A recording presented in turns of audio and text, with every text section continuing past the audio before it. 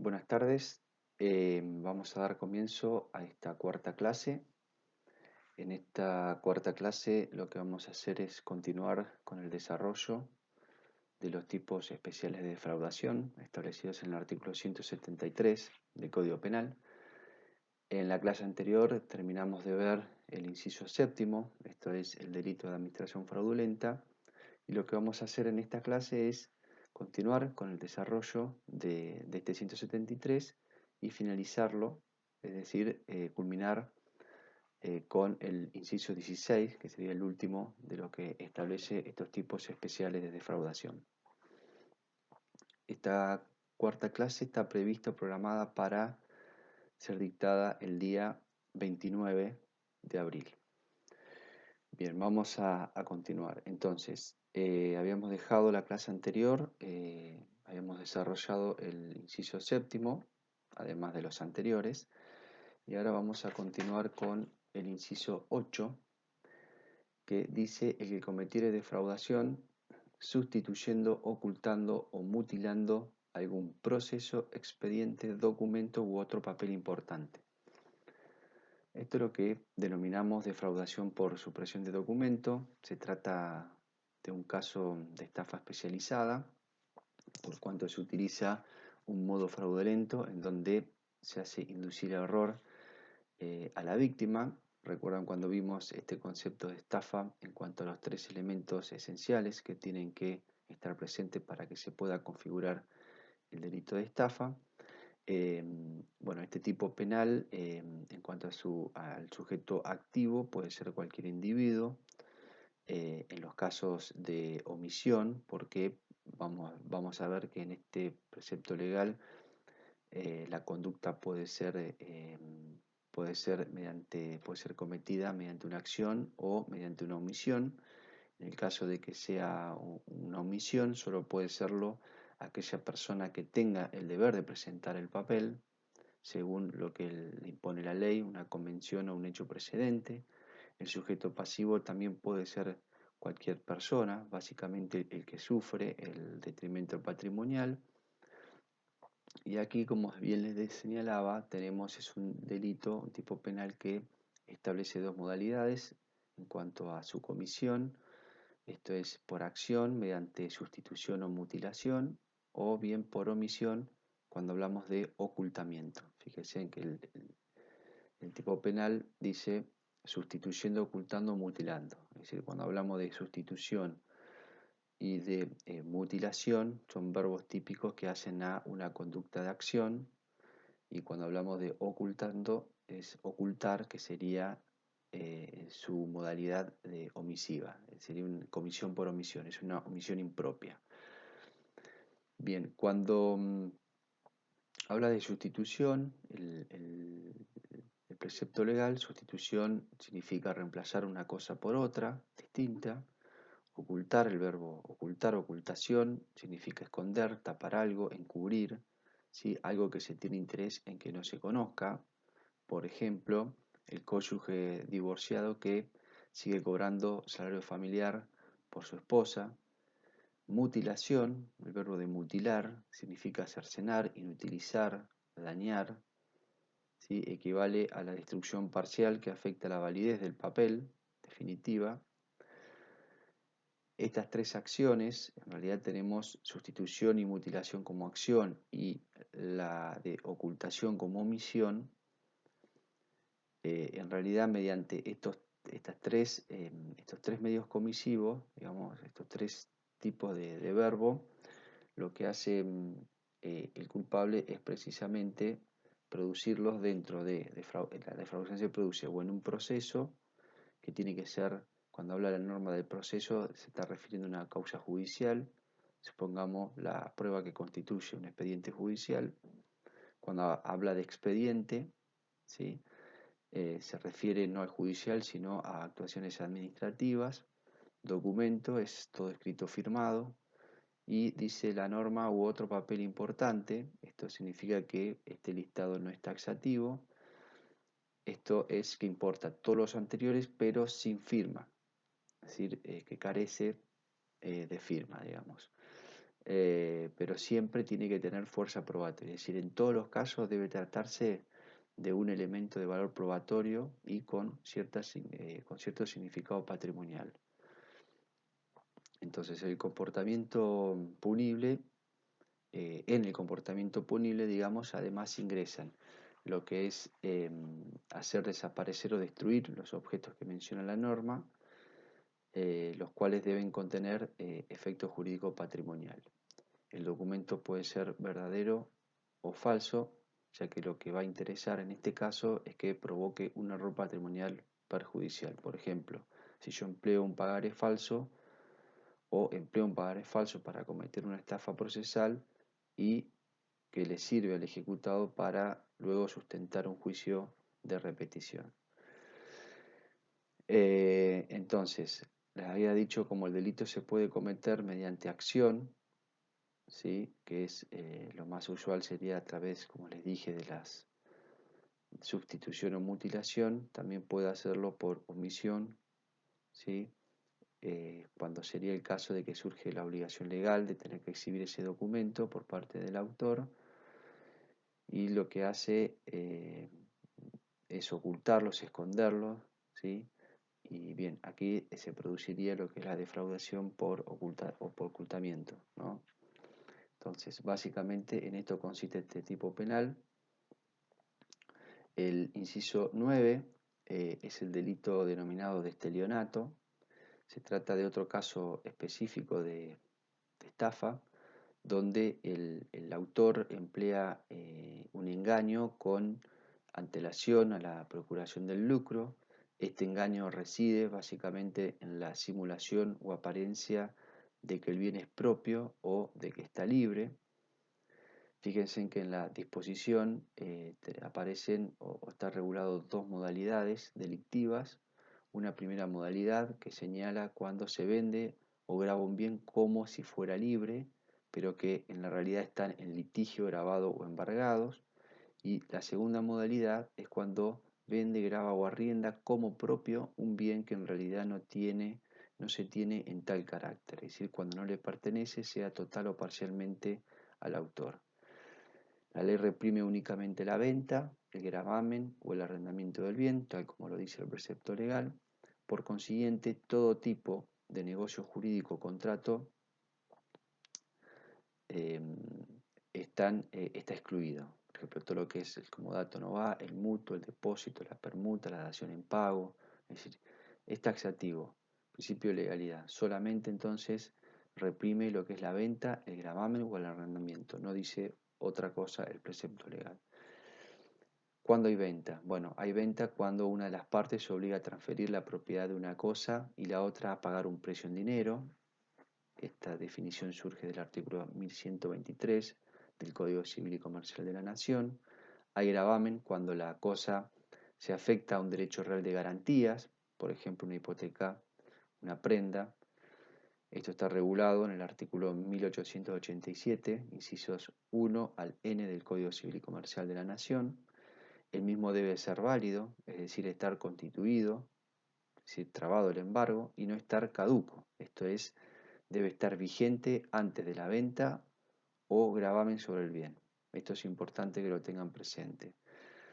En relación a la venta, podemos decir que no es indispensable que se haga o que se haya efectuado la tradición de la cosa, ya que la venta a que refiere la norma es el respectivo contrato y no la adquisición perfecta del derecho real.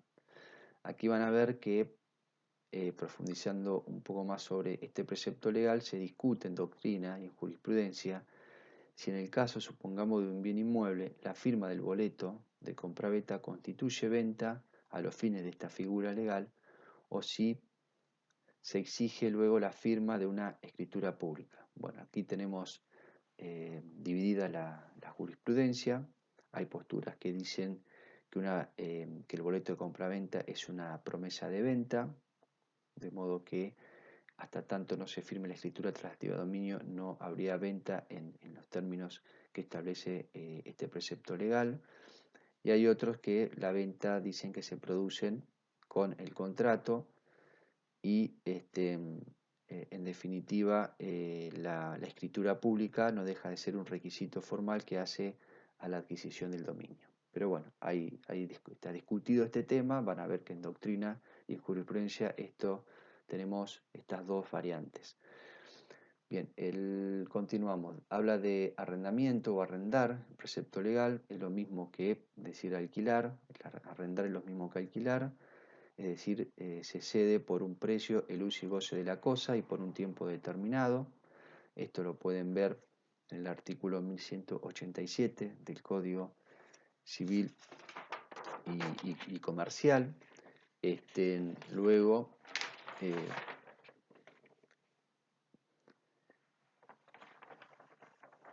bien, esto en cuanto a arrendamiento.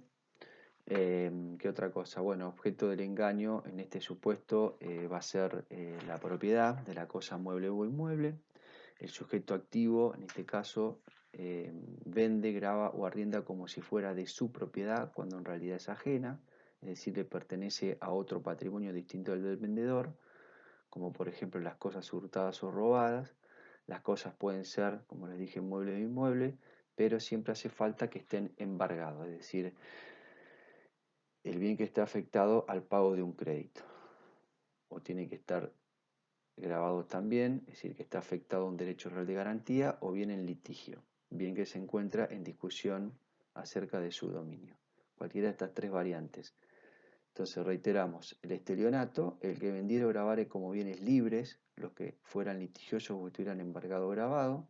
Entonces esta persona, digamos el sujeto activo, lo que hace es vende o graba el bien como si estuviera libre, pero en realidad no lo está, sino que precisamente ahí está la defraudación, es un bien que está vendiendo o está grabando sobre un bien, por ejemplo, vender un inmueble que se encuentra trabado un embargo, o bien que esté grabado con una garantía.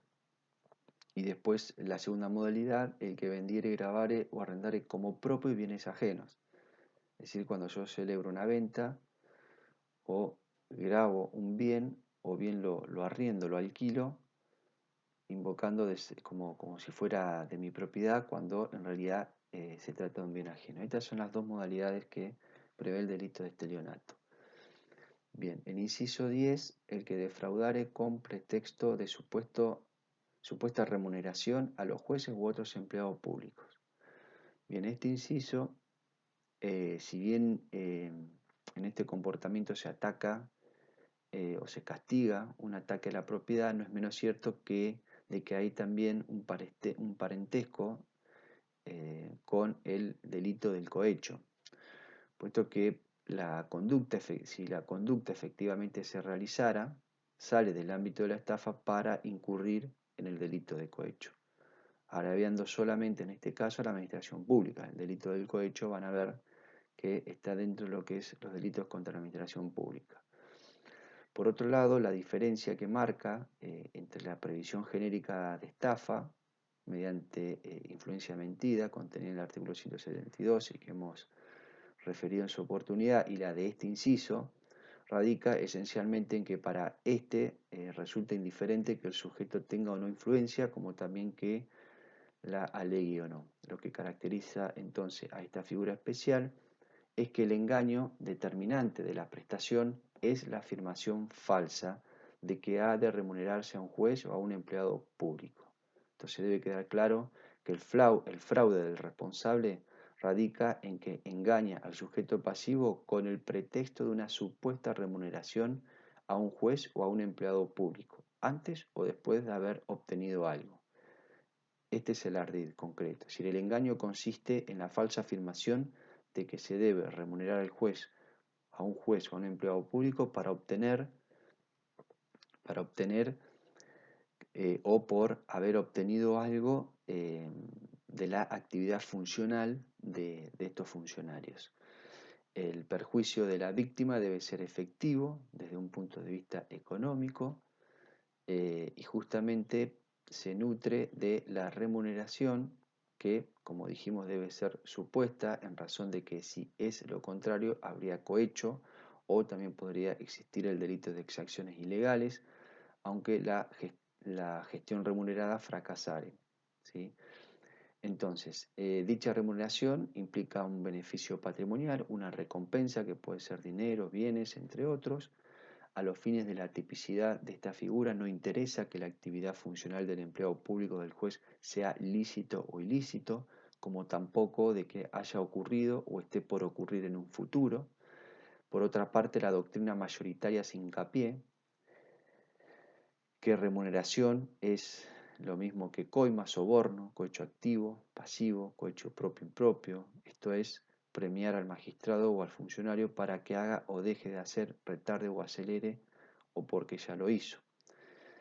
Está claro que como la remuneración es supuesta, vale decir que es una creación del autor, tanto puede limitarse el engaño a la retribución que el sujeto pasivo sabe ilegal, como hacerle creer también que el sistema obliga al pago por el servicio. Es decir, cuando hablamos de la remuneración debe ser supuesta, la que no solo no es debida, sino que además el agente no está dispuesto a entregar y quiere convertir en provecho propio o de un tercero esa remuneración que supuesta que le está exigiendo o que le pide el sujeto activo al sujeto pasivo.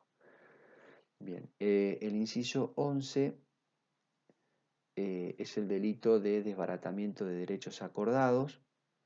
Acá sí se trata de un delito, es un caso específico de abuso de confianza. Debe quedar claro que no se trata de convertir en delito los incumplimientos contractuales, sino únicamente un sector de ellos. La ejecución de esta infracción presupone que entre dos individuos se lleva a cabo una relación contractual lícita y por medio de la cual uno de ellos, es decir, a posteriori el autor, concede al otro un derecho sobre un bien o pacta una obligación referente al mismo. Luego de ello es cuando el sujeto activo decide defraudar. Es decir, aquí tenemos como en su momento diferenciamos entre la estafa y los casos de abuso de confianza, el dolo del autor, aquí no hay dolo inicial por parte del autor, ahí nace producto de una relación lícita y luego con posterioridad es donde se da esta intención de querer defraudar. ¿Sí? El inciso 11, el precepto legal dice el que tornare imposible, incierto o litigioso el derecho sobre un bien o el cumplimiento en las condiciones pactadas de una obligación referente al mismo, sea mediante cualquier acto jurídico relativo al mismo bien, aunque no importe enajenación, sea removiéndolo, reteniéndolo, ocultándolo o dañándolo, siempre que el derecho o la obligación hubiera sido acordado a otro por un precio o como garantía. Bien, es bastante extenso este articulado, pero en lo concreto de esto se trata el desbaratamiento de derechos acordado. No obstante, debemos decir que el acto contractual, ¿sí?, inicial no debe ser nulo o anulable o sufrir algún tipo de nulidad, sea absoluta o relativa, porque en ese caso se carece de protección penal. Digamos, es indispensable que tenga validez el acto generador del vínculo entre el sujeto activo y el sujeto pasivo, para que posteriormente se pueda dar esta figura penal. Explicándolo de otro modo, entonces la conducta que desbarata el derecho o la garantía debe ser cumplida posteriormente a la constitución de esa obligación pactada. Si fuese anterior y ocultada al acreedor, en todo caso podríamos hablar de una estafa simple o de un estelionato. La manera en cómo defraudar al el culpable, fíjense que el precepto habla de dos maneras. Por un lado habla de tornando imposible, incierto, litigioso el derecho o el cumplimiento de las condiciones pactadas, y en segundo lugar, la segunda manera de cómo defraudar es frustrando la obligación relativa al bien. Entonces, es mediante estas normativas cuando el sujeto activo desbarata el derecho u obligación acordada tras otorgar posteriormente a otro sujeto un derecho mejor para sí o para un tercero. Entonces, cuando el precepto legal habla de tornar, esto significa mudar a una cosa su naturaleza o estado, Lo imposible importa convertir en irrealizable el goce de un derecho otorgado o su cumplimiento de una obligación contratada por el autor. Incierto implica una situación de incertidumbre, de indeterminación, de inseguridad. Litigioso equivale a someter algo a una decisión judicial tras haber una disputa. Y por lo demás, el acto jurídico entre las partes puede ser de cualquier naturaleza, por ejemplo, un alquiler, una enajenación, como así que los actos materiales por los cuales el culpable desbarata el derecho del ofendido son a través de una remoción, esto es cambiar una cosa de un lugar a otra, una retención, lo que significa conservar, guardar para sí, ocultación, que significa esconder o encubrir algo, o bien un daño, que es causar un perjuicio sobre algo. Estos pudiendo recaer todos estos comportamientos tanto en un bien mueble como en un bien inmueble. Sujeto activo es el obligado en la relación contractual, es decir, el que otorga un derecho en provecho de un tercero que posteriormente desbarata por inobservancia de las condiciones pactadas que hacen al ejercicio del beneficiario, y el sujeto pasivo, en definitiva, es el titular del derecho u obligación desbaratados, es decir, el beneficiario del derecho acordado o de la garantía constituida, que pueden ser persona física o persona ideal. Bien, el inciso 11, el 12, habla el titular fiduciario, el administrador de fondos comunes de inversión o el dador de un contrato de leasing que en beneficio propio de un tercero dispusiera gravar o perjudicar los bienes y de esta manera defraudar los derechos de los contratantes. Básicamente en este precepto legal, defraudación de derechos, tenemos que tener alguna noción o al menos sobre estos tres institutos que ahora vamos a hacer menciones, tanto lo que es cuando habla de en este caso tenemos el Fondo Común de Inversiones, el contrato de leasing y lo que sería el fideicomiso, digamos, estas tres modalidades, estos tres institutos son los que sobre la cual va a recaer la defraudación o está regulado este tipo penal. Entonces es importante que al menos tengan una idea de qué se trata estos tres institutos. Lógicamente no es un tipo penal muy común, no ocurre de modo genérico, o sea, no es algo que en la práctica ocurra, pero es importante que tengan conocimiento que al menos existe y que pueden existir defraudaciones especiales. Este tipo de defraudación especial se puede dar en cualquiera de estas tres instituciones. Bien, entonces, este delito, ¿sí? Al igual que lo que hemos hecho referencia anteriormente, se trata de un delito por abuso de confianza, es un caso de delito por abuso de confianza, al igual que lo previsto en los incisos 13 y 14 que vamos a ver a continuación.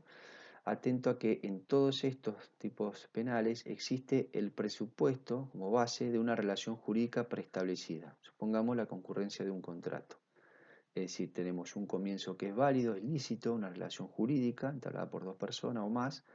Por tanto, necesitará luego de un segundo momento, segundo paso, donde surgirá la intención dolosa del autor que demandan estos tipos especiales en cuestión. Fíjese en esto, volvemos a lo mismo en cuanto al dolo inicial. O sea, en la estafa tenemos un dolo inicial de querer perjudicar una intencionalidad de parte del sujeto activo. En cambio, en los casos de abuso de confianza, como en este caso, siempre el dolo es posterior. Es decir, la intención eh, de querer generar un perjuicio, defraudar, es posterior. Siempre nace de una relación jurídica preestablecida o preexistente. Sujeto activo de este tipo legal solo puede ser, fíjense, el fiduciario, es decir, el administrador del fideicomiso, que es el titular fiduciario de los bienes fideicomitidos, el administrador de fondos comunes de inversión, por ejemplo, el encargado de la inversión de los fondos, o el dador de un leasing. Este es quien facilita al tomador el uso y goce de los bienes dados en leasing, comprometiéndose luego a transferir su propiedad a favor del tomador una vez concluido el contrato y siempre que previamente se haya ejercido la opción de compra insista en dicho contrato. Es decir, en lo que hace al sujeto pasivo hay que distinguir. En el contrato de fideicomiso puede serlo entonces el fiduciante, es decir, quien transmite la propiedad fiduciaria de los bienes, también se lo denomina fideicomitente o instituyente. El beneficiario es quien debe recibir la utilidad del fideicomiso mientras éste dure, y el fideicomisario, que es el destinatario final a quien deben ir los bienes vencido el plazo o cumplida la condición a la que se subordina el fideicomiso. En cuanto al sujeto pasivo en el Fondo Común de Inversiones, lo serán los contrapartistas, es decir, el conjunto variable de personas físicas o jurídicas que deciden aportar una determinada cantidad de bienes a fin de conformar con dichos aportes el patrimonio del fondo. Y luego, en lo que es el contrato de leasing, en cuanto al sujeto pasivo, es el ofendido, será el tomador, es decir, quien recibe del dador la concesión del uso y goce de los bienes y la opción para comprarlos. Entonces, para hacer alguna aproximación sobre estas instituciones, podemos decir que el fideicomiso, es un, eh, un segundito. Entonces podemos decir que es un contrato. Un segundito. El fideicomiso se trata de un contrato, un sujeto donde un sujeto denominado fiduciante transmite la propiedad fiduciaria de bienes específico a otro que se denomina fiduciario, y a su vez éste se obliga a ejercerlo en beneficio de quien se mencione en el contrato, que sería el beneficiario, y luego a transmitirlo al cumplimiento de un plazo o condición al fiduciante, al beneficiario o al fideicomisario, o que sería un tercero. Bueno, en cuanto a este instituto, ustedes se pueden fijar en el artículo 1666 del Código Civil y Comercial y los artículos siguientes, donde establece que hay contrato de fideicomiso cuando una parte llamada fiduciante transmite o se compromete a transmitir la propiedad de bienes a otra persona denominada fiduciario, quien se obliga a ejercerla en beneficio de otra llamada beneficiario que se designa en el contrato y a transmitirla al cumplimiento de un plazo o condición del plazo o del contrato, mejor dicho, al fideicomisario. Por consiguiente, lo que podemos decir es que el fiduciante es el sujeto de la relación que transmite la propiedad fiduciaria integrada por bienes determinados a otra persona, que sería el fiduciario, que se obliga a ejercer en beneficio de quien fuera designado contractualmente. El fiduciario entonces es aquel que recibe los bienes fideicomitidos y deberá ejercer su administración a favor del beneficiario. El fideicomisario es aquel que recibe los bienes una vez extinguido el fideicomiso del fiduciario. Una vez cumplidos los términos estipulados en el contrato, recibe por la propiedad fiduciaria. El beneficiario es el que recibe la utilidad del fideicomiso mientras dure y pueda recibir, de acuerdo a lo estipulado en el contrato, el bien objeto del acuerdo al finalizar el plazo o condición impuesta. Bien, esto sería a grosso modo lo que es el instituto del fideicomiso, que no deja de ser un verdadero contrato. Luego tenemos la segunda institución que regula el precepto legal y sobre la cual puede recaer una defraudación específica, es el Fondo Común de Inversiones, que no deja de ser un capital compuesto por valores mobiliarios con oferta pública, que corresponden a la propiedad de varios individuos, por eso hablamos de cuota partista. Así la administración, custodia e inversiones sobre ellos están a cargo de un administrador, recuerdan cuando hablamos del sujeto activo. Y luego en el artículo 78 de la ley 24.441 allí pueden establece de qué se trata o qué es lo que expresa en relación al Fondo Común de Inversiones. En dicho articulado dice que es un patrimonio integrado por los valores mobiliarios con oferta pública, metales preciosos, divisas, derechos y obligaciones derivadas de operaciones de futuro y opciones, instrumentos emitidos por entidades financieras autorizadas por el Banco Central de la República Argentina y dinero pertenecientes a diversas personas a las cuales se les reconocen derechos de copropiedad representados por cuotapartes, cardulares o escritulares.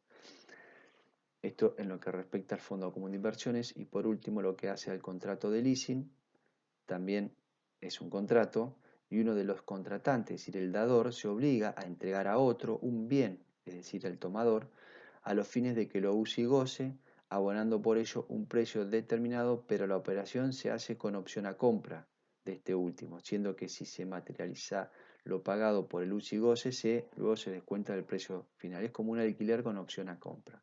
Similar. El artículo 1227 del Código Civil y Comercial señala básicamente que en el contrato de leasing el dador conviene transferir al tomador la tenencia de un bien cierto y determinado para su uso y goce contra el pago de un canon y le confiere una opción de compra por un precio. Entonces, una vez expresado todo esto, el delito bajo estudio se cristaliza entonces cuando el culpable, ¿sí?, en cualquiera de estas tres instituciones que vimos, dispone, esto es, consiste en decidir sobre el destino del bien, o bien grava, someter el bien a algún derecho real de garantía, o de cualquier otro modo, dice la norma, perjudica los derechos del contratante, del co-contratante, para lograr un lucro indebido para sí o para un tercero. Esto es, afectar el bien con acciones u omisiones que provocan como resultado un detrimento del mismo, es decir, un daño concreto y específico. En la acción de perjudicar están incluidas las formas omisivas, como serían la de abandonar el bien, destruirlo o no ejercer la defensa de los bienes fideicomitidos.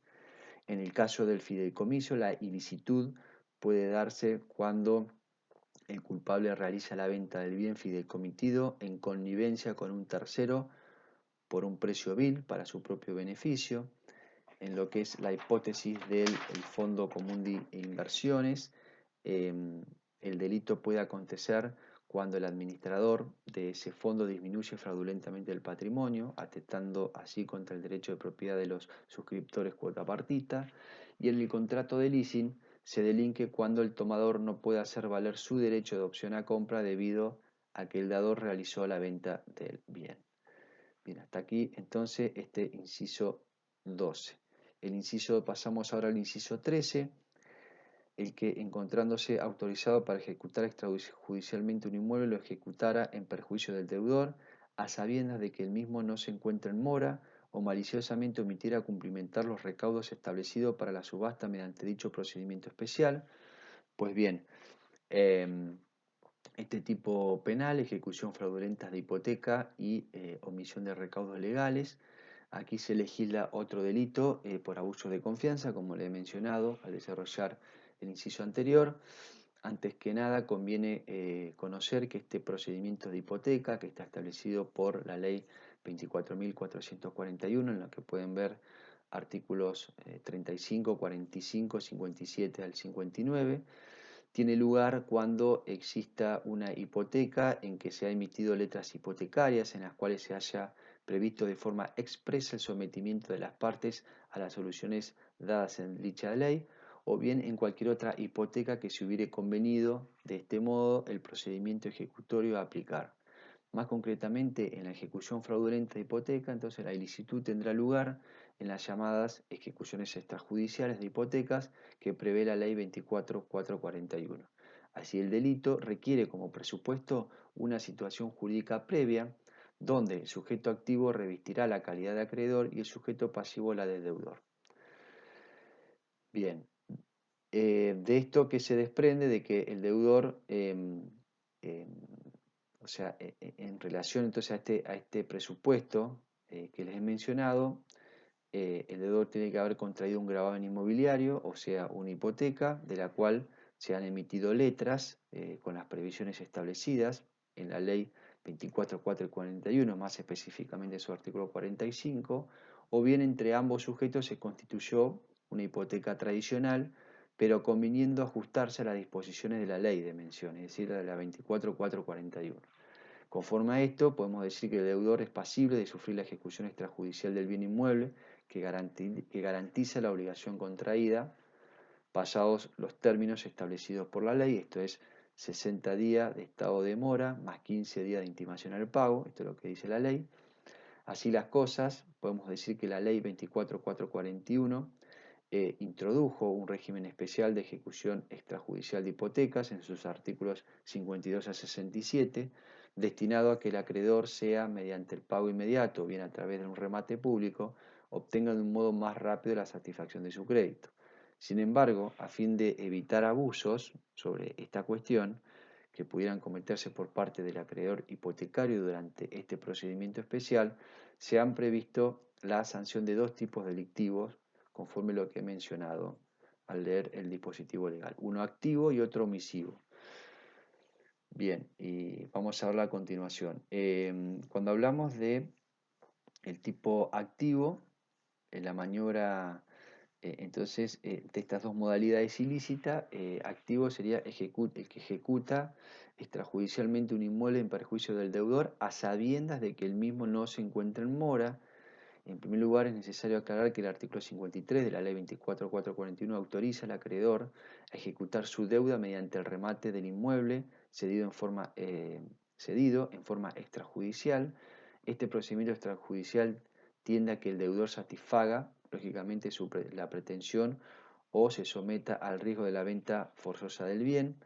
La ejecución extrajudicial equivale a un procedimiento sin intervención judicial que se inicia recién con la presentación del acreedor ante el juez, al solo y único efecto de que se proceda a la verificación del inmueble, previa intimación lógicamente al deudor para que en un plazo determinado, que hemos dicho de 15 días, haga efectivo el pago bajo el apercibimiento de procederse al remate público del bien por esta vía extrajudicial.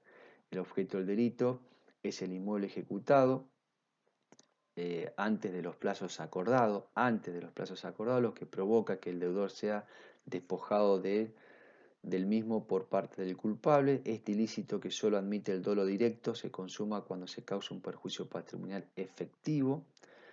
Y la segunda modalidad de la cual hablamos de este ilícito es que maliciosamente omite cumplimentar los recaudos establecidos para la subasta mediante dicho procedimiento especial. Es decir, esta segunda modalidad delictiva no es más que la continuación del proceso de ejecución hipotecaria, por lo tanto el tipo presupone siempre un crédito hipotecario ejecutoriado con arreglo a los artículos 52 al 54 de la Ley 24.441 para luego procederse a la subasta contemplada en la ley, y es allí justamente en los preparativos legales previos al remate donde tiene lugar el ilícito en cuestión en esta modalidad omisiva. Los sujetos activos y pasivos de este ilícito son los mismos que el de la ejecución fraudulenta de hipoteca, pero aquí estamos ante un delito de omisión donde el tipo subjetivo no se agota con el dolo, ya que la norma exige al autor que haya obrado maliciosamente. Esto es, que haya tenido mala fe en su accionar, lo que se traduce en un comportamiento dirigido a perjudicar económicamente al deudor o obtener algún provecho patrimonial injusto. Bien, ahora vamos el inciso 14, el tenedor de letras hipotecarias que en perjuicio del deudor o de tercero omitiera consignar en el título los pagos recibidos. Bien, básicamente aquí se contempla un caso más de abuso de confianza. Se trata de un delito de omisión doloso y de mano propia, en razón de que únicamente pueden ser sujeto activo el tenedor de la letra hipotecaria al momento de la recepción del pago. Es decir, esto es el acreedor hipotecario concretamente, quien no realiza el auto de la correspondiente inscripción en el título como lo indica la ley. El sujeto pasivo es el deudor de la obligación, que puede ser el propio emisor de la letra o el endosatario, si fuese transmitida por endoso nominativo, supongamos, ¿no? El endosatario. Para esto podemos ver la ley 24.441 en sus artículos 38 y 40. Las letras hipotecarias son títulos valores con garantías hipotecarias que emite el deudor. Todo esto está previsto en esta ley 24.441, artículos 35, 38, allí lo pueden por ahí profundizar la lectura, y son transmisibles por endoso, rigiéndose el derecho real de hipoteca incorporado al título por la disposición del Código Civil y Comercial en lo que respecta a materia de hipotecas. Bien. ¿Qué más? Bueno, para entender un poquito más sobre este precepto, entonces el trámite sobre esta emisión, transmisión y el pago de letras hipotecarias está íncito en los artículos, como les decía, 35 a 49 de la Ley 24.441, y el primero de estos artículos lo que prevé es la figura de las letras hipotecarias, que no son más que títulos valores garantizados con una garantía hipotecaria. y que éstas sirven mayormente para el sistema bancario y al hipotecario y poseen cupones, como así también que sirven para instrumentar las cuotas de capital o servicios de intereses. Así, cuando el deudor efectúa un pago, tiene derecho a que se le entregue el correspondiente cupón, o también puede ser por inscripción en el cuerpo del instrumento de la misma letra, que es la que nos interesa en este precepto legal, que son para las hipótesis en que la letra es susceptible de amortización en cuotas variables.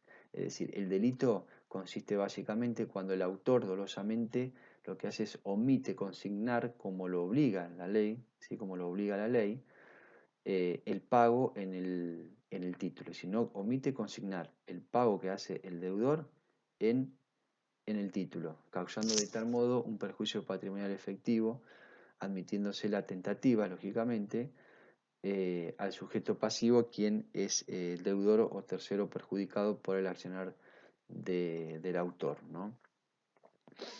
Bien, ¿qué más? Bueno, en este orden de ideas estamos frente a un delito, como les referenciaba, de comisión por omisión, de la obligación legal de consignar en la letra hipotecaria emitida por el deudor los pagos parciales efectuados por este. A medida que va pagando, tienen que ir insertándose en el cuerpo del instrumento. Esa omisión es lo que castiga la norma penal, básicamente, todo siempre y cuando corresponda consignar en la letra, ¿no es cierto? En la medida que vaya pagando el deudor.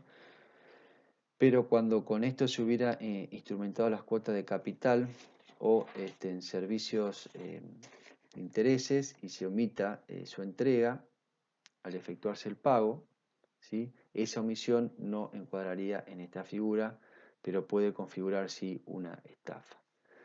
Bien, el inciso el 15, el que defraudara mediante el uso de una tarjeta de compra, crédito o débito, cuando la misma hubiere sido falsificada, adulterada, hurtada, robada, perdida o obtenida del legítimo emisor mediante ardivo engaño o mediante el uso no autorizado de sus datos, aunque lo hiciere por medio de una operación automática.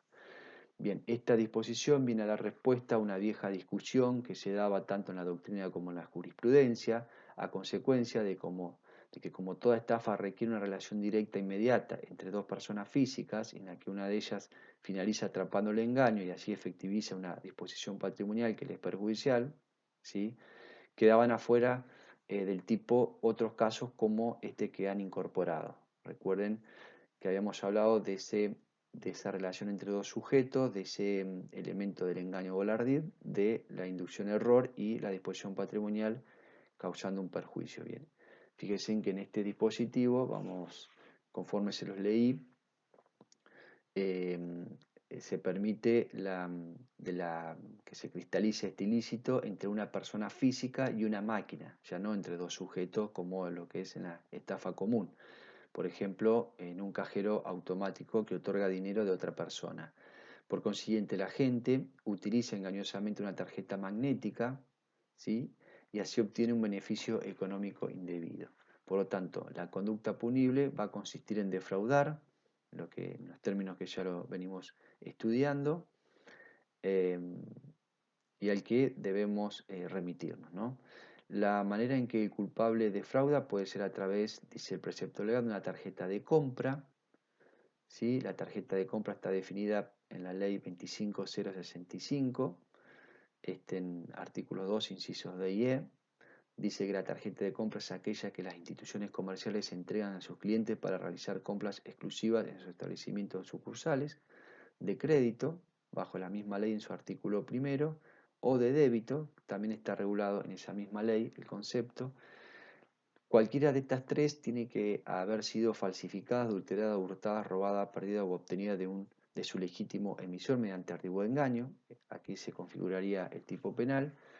La falsificación y la adulteración concurren idealmente, conforme las reglas del concurso de delito, artículo 54 del Código Penal, con esta estafa especial, y que otro tanto ocurre con el delito que prevé el artículo 175, inciso primero del Código Penal, que ya lo vamos a ver, desde que el primer uso revela el acto de apropiación.